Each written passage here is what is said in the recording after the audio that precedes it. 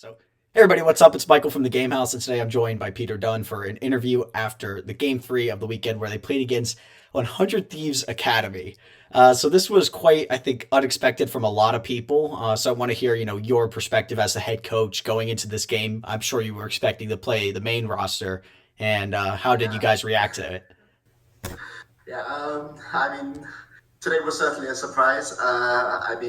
It meant that I didn't sleep last night because I had to go back and watch all of the 100 Thieves Academy games. So we had a suitable scouting report for this morning, so that we were suitably prepared. And I know there's been a lot of controversy over the decision, but I can kind of understand it from 100 Thieves' perspective. You've already made playoffs, you've already secured your seed, and sometimes these games can be very, very low intensity. If there's nothing to play for, especially if a lot of players are friends with each other and that kind of thing, so it can also reduce the intensity. So by bringing the academy team, 100 Thieves Academy, a top two academy team, I think in the league, it ensured that they got high intensity and they got valuable stage time. So I understand why they did it, and obviously I work with the academy team on EG. Reason less often this split, but I mean I've seen a lot of the players and I know a lot of their tendencies, and this was definitely a very scary game for us because they play the kind of style of League of Legends that we tend to struggle against, and also they play very aggressive, and aggressive teams have a lot of variance, right? So it was definitely a very scary game today. I'm glad that. Especially Jizuke and Danny were there to keep the rest of the team, calm today, which was good for me to see. Did you consult with the academy coaches with the about the 100 Thieves Academy and what you should be keeping an eye out for, or did you guys just say, all right, LCS staff is going to handle this? I'll be honest. We actually have a lot of inside information on this team because Kelsey Moser, who's our I don't know what her exact role is, but she's doing something on the collegiate side of EG. Was, Yeah. of course, their director of talent development last year. So she gave us huge amounts of scouting detail on all of their players, contracts, who we were planning to sub in today anyway, before, for the last game of the season, even if we were playing against the main team. He's scrimmed against them a lot, he's played against them a lot. So we were very familiar with their players, maybe less so Luga than the other four. Mm-hmm. But we had a really good idea about how the other four players' tendencies were. All right. Yeah, I know there was a whole bunch of controversy on Twitter about the competitive integrity of all that, but you seem to think it's not that big of a deal because they earned that spot, correct? To be in that position to make that decision. Yeah, but I think it's a bit more complicated than that. I think what 100 Thieves are doing is essentially protecting their players, because there was a similar situation in LEC today where XL were playing against G2 in the final game of the season, and XL needed to win, and G2 basically weren't playing for anything. And Caps tower dove, making aggressive play, thinking he could kill the enemy mid laner, and he failed, going for his aggressive play that he wanted to go for. Mm-hmm. And you could see immediately Twitch chat is saying, oh, he's running it down. He wants to give XL the playoff spot. Check PayPal, Yeah, but it's more insidious than that. Like PayPal is a joke that you use in international competition. But when you're when there's relationships between the teams where you have maybe an enemy on a team that could miss out, or you have a friend on a team that can make it, it makes things really, really difficult. Mm-hmm. And those kind of accusations can last for a very, very long time. So again, I understand why 100 Thieves made the decision. If I was in his spot, we wouldn't have done it because I would have used Juan. I would have given contracts more stage time.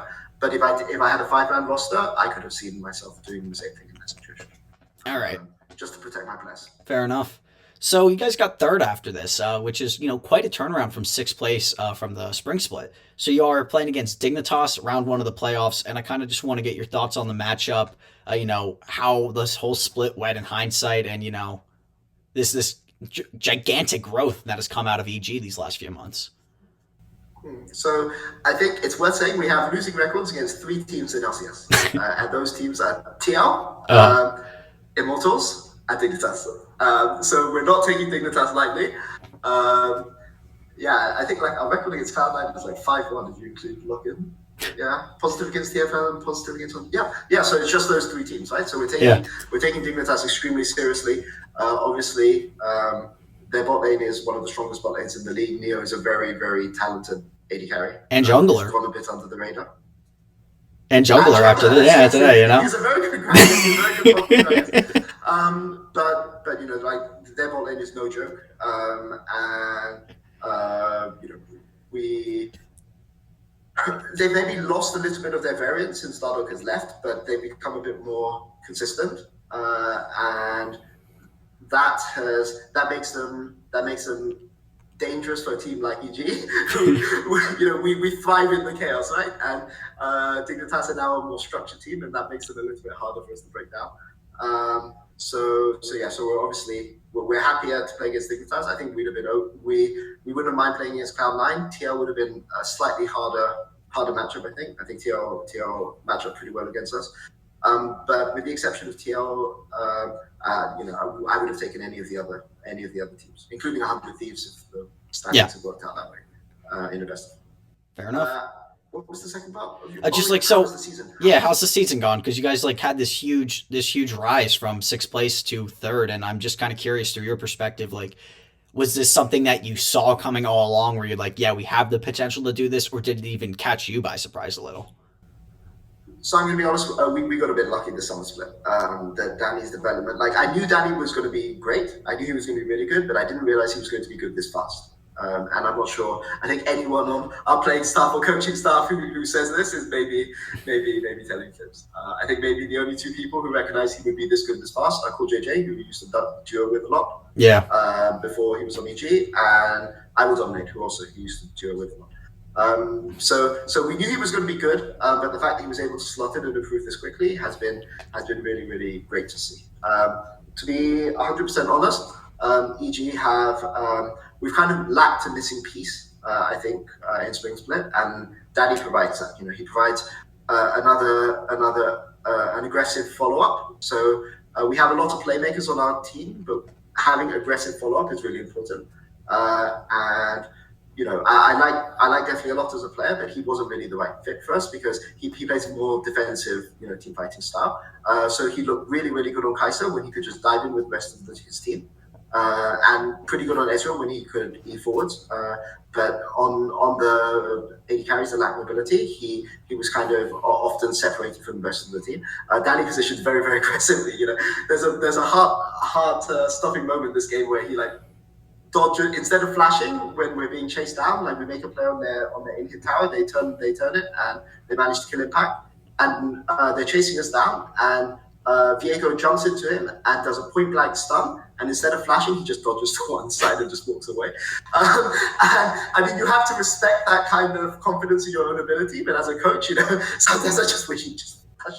Yeah, you're having a heart attack, yeah. Yeah, I'm just having a heart attack. But he's confident. He's very methodical in how he sees the game, and his mentality is not really that of a rookie. He loves stage games. Mm-hmm. And I think today, in a game where everyone was being very chaotic, I think he was the voice that was calming people down. Him and Jizuke today were really, really calm in comms. And for a rookie to be able to take that kind of a leadership role is really impressive. All right, let's do one last question here. So Jizuke is notorious for his two main picks, right? Is Ryze and LeBlanc. Now, this was banned out this weekend. Something that I noticed, that teams just said, no, we're not allowing it to happen. Yep. So what are your thoughts on that? I talked to Artemis a couple weeks ago, and he was saying, hey, if we can draw bans with that, we're going to take that. We open that with, open arms. We have a lot of other good picks. So I'm curious on your thoughts on that. Yeah, I mean, I'll be honest, we're week 9 of the season. In the entire season, of 12 weeks of play, we've scrimmed with Ryze 3 times. We just expect the Ryze is going to be banned every single week, and it's not banned, so we just take the free win. But Jizuke has a larger number of picks that he can play, and we scrim with. But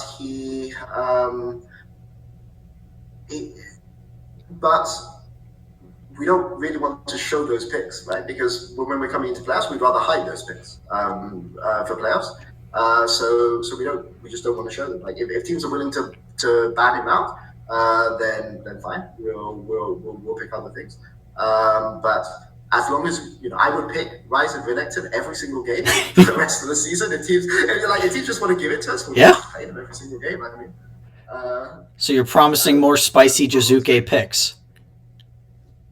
I'm promising the opposite. I'm Oh, promising okay, that okay, but if teams if they want to ban it out, though.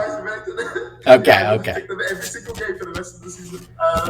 But yeah, we have a lot of really spicy stuff. Some of which makes sense on paper, but is a bit scary for me as a coach to pick on stage. But he's confident in them, so we'll see. But there are some picks that I don't think that Jizuke plays right now that I don't think have been played in the LCS. And definitely not midlane. Wow. Maybe they've been playing Motherlands. So looking forward to showing them. Yeah, you got me excited. That's quite the tease. But hey, that's all the time I got, man. All the time you got, actually. Enjoy the win. Go celebrate it. Pop open some champagne and then get back to studying because you got next weekend. Yeah. All right, you have a good one, man. Thank you very much, Michael. Bye. Thank you. Have a good evening.